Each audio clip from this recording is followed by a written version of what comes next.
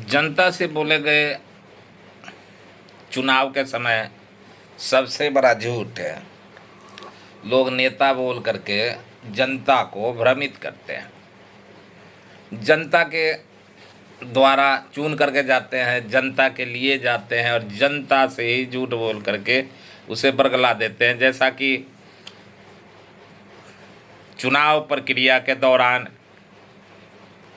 मोदी जी ने कहा था कि 100 दिन में काला धन वापस आएगा और 100 दिन में जब काला धन वापस आ जाएगा तो सबके अकाउंट में खाते में 15-15 लाख रुपया दिया जाएगा।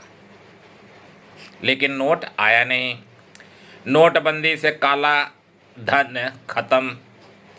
नोटबंदी हो गई, अब वो काला धन खत्म हो गया। इन्होंने कहा कि नोटबंदी कर देता हूँ और वो काला धन समाप्त हो जाएगा। हर एक के खाते में 15 लाख रुपया, ये भी झूठ निकला, आया नहीं किसी के। पेट्रोल डीजल सस्ता होगा, सस्ता हुआ नहीं, महंगाई और बढ़ गई। रुपया मजबूत होगा, लेकिन रुपया मजबूत क्या हुआ, रुपया और इनके शासन में गिर गई। 2022 तक 100 स्मार्ट सिटी बनाएंगे, 25 हो गया। 5 भी स्मार्ट सिटी अभी तक नहीं बनी। 2022 तक गंगा का निर्मलीकरण करेंगे। निर्मलीकरण मतलब सफाई करेंगे, लेकिन गंगा बिल्कुल स्वच्छ मिलेगी, लेकिन गंगा की सफाई नहीं हुई और जमुना की भी सफाई अभी नहीं हुई। 55 ट्रिलियन इकोनॉमी बढ़ाने किसानों की आय दोगुनी करेंगे।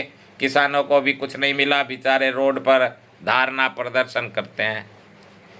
यदि मिल गया होता तो प्रदर्शन क्यों करते। उन्होंने कहा था कि गैस सिलेंडर हम सस्ता करेंगे और स्मृति ईरानी जी अपने माथे पर वो सिलेंडर उठा करके और हाय तौबा मचा रखी थी। और अब कहाँ गई स्मृति ईरानी जी? बस नेता बन गए, अब क्या चाहिए। अब हार भी गए तो भी पेंशन मिलेगी इतनी की घर परिवार के लोग खा पी करके मौज करेंगे। राजनीति तो आती नहीं, आगे कोई राजनीति का पहल नहीं, आगे कोई राजनीति का सक्रिय रास्ता नहीं इनके पास। भ्रष्टाचार कम करेंगे, लेकिन भ्रष्टाचार और बढ़ गया। अभी वृद्धा पेंशन के लिए लोगों ने फॉर्म भरा था, कुछ लोगों का आ गया, कुछ लोगों का वहाँ दफ्तर वालों ने कहा कि कुछ खर्चा वर्चा करोगे तो आएगा। तो अब खर्चा किसको करा जाएगा, कौन लेगा, सामने आकर के बताएगा तभी तो उसको दिया जाएगा। तो 2 करोड़ रोजगार हर साल उपलब्ध कराएंगे।